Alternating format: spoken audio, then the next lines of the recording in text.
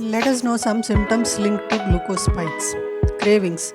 Studies revealed that when glucose levels were very low, craving centers of the brain lit up and the tendency of I want to eat scales up, just as it happens when glucose levels crash. Chronic fatigue. To understand this, when there is too much glucose in the bloodstream, mitochondria shut down and we feel tired. The diet that leads to glucose spike leads to higher fatigue as they drop down with the same speed.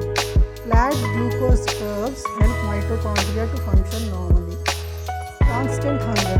For example, if you have two meal plans having the same number of calories, the meal that gives a smaller glucose spike keeps you full for long, and constant glucose spikes in the long run result in a mix. Leptin, a hormone that tells we are full and should stop eating, gets blocked. And ghrelin, the hormone that tells us we are hungry, takes over. In spite of fat reserves in our body, we need more, and the body tells us to eat more and we eat more. During glucose spikes, insulin rushes in to store the excess glucose as fat. We become fat as well as we feel hungry. To answer to this is, should we eat less? No, not at all. We have to decrease the insulin levels by eating more foods that do not spike the insulin levels, and the glucose spike curves are more or less static and at low levels. No starving, but eat more. Weight gain. We have misconception about fat, but actually it is useful when body needs it and provides storage space for excess glucose floating in the bloodstream. We should not be mad of becoming fat, but we should thank it for trying to protect us from glycation and inflation. But to reduce fat, first concentrate on glucose levels and keep them low, which reduces hunger and constant heating to happen. Secondly, because you have less insulin in circulation, the fat burning mode stops. Then poor sleep. Big glucose spikes before sleep result in worse sleep, and finally insomnia or apnea wake up suddenly in the night with producing heartbeat. Glucose crash while asleep, which may lead to death in sleep. This is followed by glucose spikes after breakfast. It is a vicious cycle. To stop this, flatten your glucose curves.